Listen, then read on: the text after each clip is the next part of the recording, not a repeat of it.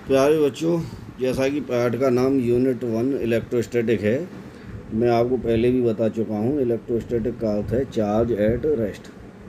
Frictional electricity electrostatic का एक प्रकार है। फ्रिक्शनल इलेक्ट्रिसिटी कब होती है? When charge are produced in insulators on rubbing them. दो बॉडियों को आपस में रब करने पर जो उस पर चार्ज बनते हैं, तो उसमें क्या होता है, वो चार्ज मूव में नहीं आती, मोशन में नहीं आती, इसीलिए उसे फ्रिक्शनल इलेक्ट्रिसिटी कहती है। जैसे गिलास की रॉड को अगर हम सिल्क के कपड़े के साथ रब करें तो क्या होता है, दोनों पर चार्ज प्रोड्यूस हो जाती हैं। ऐसे ही कैट स्किन और एबोनाइट रॉड को आपस में रब करें तो दोनों पर चार्ज प्रोड्यूस हो जाते हैं। अब इलेक्ट्रिसिटी का रीजन क्या है, कॉज ऑफ इलेक्ट्रिसिटी? तो उसका रीजन है transfer of electron from one body to another body. एक बॉडी से इलेक्ट्रॉन निकलते हैं और दूसरी बॉडी पर पहुंच जाते हैं। तो जिस बॉडी से इलेक्ट्रॉन निकलते हैं उस बॉडी पर इलेक्ट्रॉनों की क्या हो जाती है, कमी हो जाती है, और इसका मतलब जो प्रोटॉन है वो अधिकता में आ जाते हैं। इसका मतलब वहाँ पर पॉजिटिव चार्ज बन जाता है। दूसरी तरफ जिस बॉडी पर इलेक्ट्रॉन आते हैं वहाँ क्या होता है, इलेक्ट्रॉनों की अधिकता हो जाती है, इसीलिए वो नेगेटिव चार्ज कहलाती है। तो इस तरह से हम कह सकते हैं कि चार्ज दो तरह के होते हैं, एक पॉजिटिव चार्ज और दूसरा नेगेटिव चार्ज। तो गिलास रॉड पर पॉजिटिव चार्ज आता है, इसका अर्थ क्या हुआ कि वहाँ से इलेक्ट्रॉन निकलते हैं। और सिल्क पर नेगेटिव चार्ज आता है, इसका मतलब क्या हुआ, जो इलेक्ट्रॉन गिलास रॉड से निकलते हैं वो सिल्क के क्लॉथ पर पहुंचते हैं। इसी प्रकार से अब हम देखते हैं इलेक्ट्रॉन्स एबोनाइट रॉड पर आते हैं और कैट स्किन से निकलते हैं। इसीलिए क्या होता है, इलेक्ट्रॉन जो है एबोनाइट रॉड पर चार्ज आ जाता है नेगेटिव, क्योंकि यहाँ आते हैं, और कैट स्किन पर चार्ज आ जाता है पॉजिटिव। अच्छा, जब इलेक्ट्रॉन निकलते हैं तो इसका मतलब वहाँ पॉजिटिव चार्ज हो गया, इलेक्ट्रॉन निकल गए, मास घट गया। दूसरी तरफ जहाँ से इलेक्ट्रॉन आए दूसरी बॉडी पर, तो इलेक्ट्रॉनों की अधिकता हो गई, इलेक्ट्रॉन पर मास नेगेटिव है, इसीलिए यहाँ चार्ज नेगेटिव हो गया, मास बढ़ गया। तो इलेक्ट्रॉन पर कितना चार्ज होता है पता होना चाहिए। 1.6 गुणा 10 की पावर माइनस 19 कूलम का चार्ज होता है। नेचर इसकी नेगेटिव है। प्रोटॉन जो परमाणु के अंदर होता है न्यूक्लियस में, उस पर पॉजिटिव चार्ज होता है, इतना ही, प्लस 1.6 इंटू 10 की पावर माइनस 19 कूलम। इलेक्ट्रॉन पर मास होता है 9.1 इंटू 10 की पावर माइनस 31 kg। और प्रोटॉन पर मास होता है 1.67 गुणा 10 की पावर माइनस 27 kg।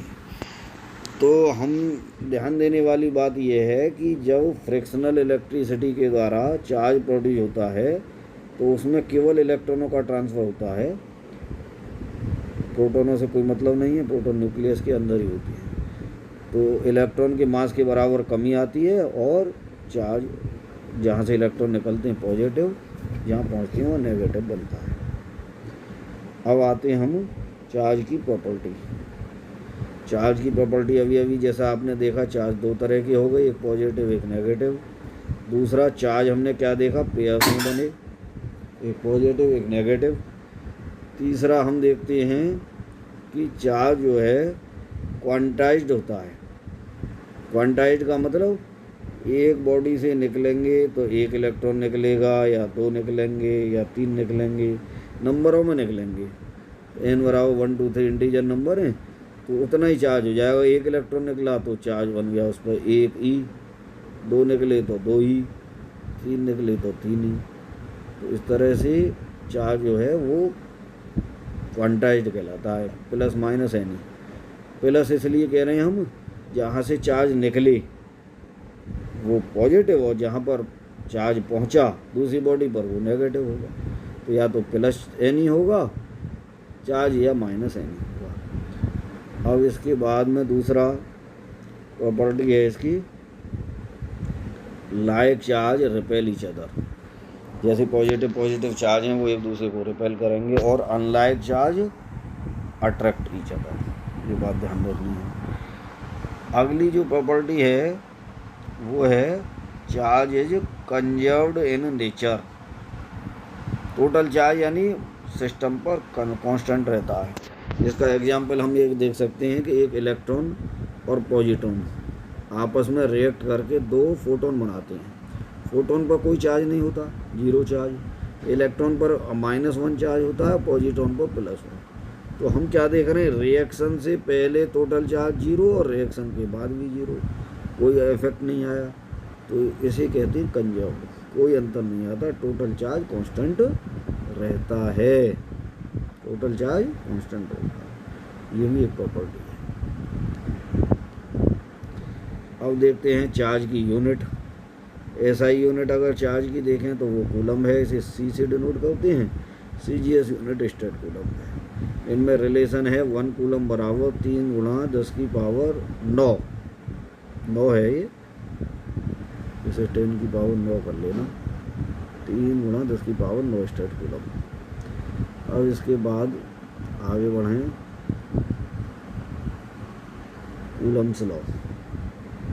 कूलम एक साइंटिस्ट है, उन्होंने ये देखा कि अगर दो चार्ज हैं, दो चार्ज आर दूरी पर रखे हुए हैं, तो वो या तो अट्रैक्ट करेंगे या रिपेल करेंगे। अगर दोनों प्लस प्लस इक्वल हुए तो क्या करेंगे, वो एक दूसरे को रिपेल, और अपोजिट हुए तो अट्रैक्ट करेंगे, यानी फोर्स लगाएंगे। तो जो फोर्स होता है वो किस पर डिपेंड करता है, दोनों चार्ज Q1 × Q2, दोनों चार्ज Q1 × Q2 के तो डायरेक्टली प्रोपोर्शनल होता है। यानी अगर ये चार्ज ज़्यादा होगा तो फोर्स भी ज़्यादा होगा, चार्ज का गुणनफल कम होगा तो फोर्स भी कम होगा।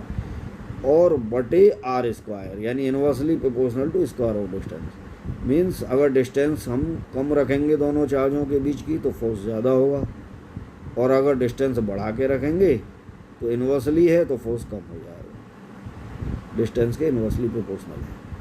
तो ये प्रोपोर्शनल है इसीलिए Q1 Q2 के मल्टीपल में और r² के इनवर्स में। जब हम इसे हटाते हैं तो इसकी वैल्यू A बराबर K आती है, और K की जो वैल्यू है कांस्टेंट की वो होती है 1/4πε0 CGS में। SI में इसकी वैल्यू 1 होती है, सॉरी CGS में इसकी वैल्यू 1 होती है, SI में है 1/4πε0। और ये वैल्यू कब है, जब ये दोनों चार्ज कहाँ रखे हुए हैं, वैक्यूम में। कहाँ रखे हुए हैं, वैक्यूम में। ये ε0 का मतलब है absolute permittivity in free space, और इसकी वैल्यू कांस्टेंट है 8.85 × 10⁻⁻12। और ε0 की डायमेंशन हम निकाल सकते हैं, फॉर्मूला हमारे सामने है। ये वैल्यू आती है -1 L-3 T4 A2। ठीक है, हमने यहाँ निकाला भी है, ε0 का फॉर्मूला निकाला। Q1 Q2, Q क्या है, I बराबर QIT होता है, AT के बराबर होता है एम्पियर सेकंड। तो Q1 × Q2 ampere square second square but AFR² आ जाएगा, ये निकाल लेंगे, इसे निकाल सकते हैं। अच्छा, अगर चार्ज अगर किसी मीडियम में रखे हुए हैं, माना यही दो चार्ज वैक्यूम की जगह माना वाटर में रखे हैं, तब हमारा यहाँ K और जुड़ जाता है 1/4πε0 K। और K को हम εr भी कहते हैं। K का मतलब यहाँ डाइलेक्ट्रिक कांस्टेंट है, वो K कांस्टेंट था, और εr का मतलब रिलेटिव परमिटिविटी है। और इसकी वैल्यू आती है F0, यानी फोर्स इन वैक्यूम बटे फोर्स इन मीडियम। इसकी कोई ना यूनिट बनी ना कोई डायमेंशन होती है। ठीक है, अब आते हैं हम इलेक्ट्रिक फील्ड। पहले इलेक्ट्रिक फील्ड समझने की कोशिश करें। इलेक्ट्रिक फील्ड का मतलब, जैसे मैंने यहाँ चार्ज रख दिया तो इसके चारों ओर अगर कोई दूसरा चार्ज लाएंगे तो क्या होगा, ये चार्ज है Q और कोई दूसरा पॉजिटिव चार्ज लाए तो या तो वो रिपेल करेगा और माइनस होगा तो अट्रैक्ट करेगा। तो जो इसका इफ़ेक्ट है चार्ज के चारों ओर का, वो इलेक्ट्रिक फील्ड कहलाता है।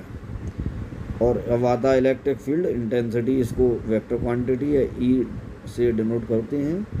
ये क्या है, अगर हम यहाँ चार्ज लाए कोई, तो उस कितने फोर्स से खींच रहा है ये, कितने फोर्स ये लगा रहा है चार्ज, उस फोर्स को कहते हैं हम इलेक्ट्रिक फील्ड इंटेंसिटी।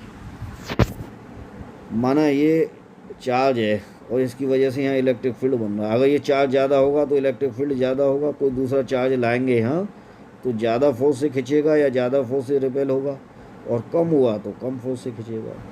तो इसकी वैल्यू जो होती है इलेक्ट्रिक फील्ड की, वो होती है E बराबर F0 बटे Q, फोर्स बटे चार्ज। जो अभी हम चार्ज ला रहे थे Q, उसकी वैल्यू बहुत कम होनी चाहिए, मैंने लिख दिया लिमिट Q0 टेंडिंग टू 0।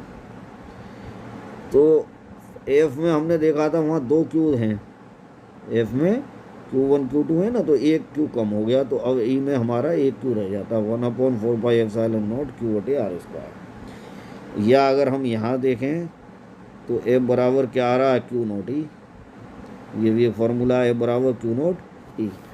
और इलेक्ट्रिक फील्ड की डायरेक्शन हमेशा पॉजिटिव टू नेगेटिव होती है, ध्यान रखना है। अब आ जाओ electric dipole. Electric dipole, dipole का मतलब है दो, पोल का मतलब पोल, ध्रुव, एक पॉजिटिव एक नेगेटिव। यानी दो ध्रुव हों, दो पोल हों बराबर बराबर चार्जों के, अगर एक निश्चित दूरी पर, तो वो सिस्टम क्या कहलाता है, डायपोल। तो मैंने यहाँ लिखा है डायपोल क्या है, it is a system of two equal and opposite charge, बराबर बराबर हो और अपोजिट हो, प्लस हो एक माइनस हो, are at a certain distance, तो वो इलेक्ट्रिक डायपोल कहलाता है। अब आता है डायपोल मोमेंट, पी से डिनोट करते हैं इसे, पी के ऊपर वेक्टर चढ़ा देते हैं, वेक्टर क्वांटिटी है। ये क्या बताती है, डायपोल जो मैंने अभी बताया है ना, उसकी स्ट्रेंथ बताती है कितनी है। अगर ज़्यादा चार्ज होगा तो ज़्यादा स्ट्रेंथ होगी, कम होगा तो कम होगी। तो इसकी फार्मूला है P बराबर Q गुणा 2A। 2A का मतलब जो बीच में दूरी है, यह सेंटर होता है, सेंटर से यहाँ तक की दूरी A और ये Q गुणा 2A। और इसकी डायरेक्शन होती है बेटा नेगेटिव टू पॉजिटिव चार्ज। तो ध्यान रखें इलेक्ट्रिक फील्ड की पॉजिटिव टू नेगेटिव, जबकि इलेक्ट्रिक डायपोल मोमेंट की डायरेक्शन होती है नेगेटिव टू पॉजिटिव चार्ज।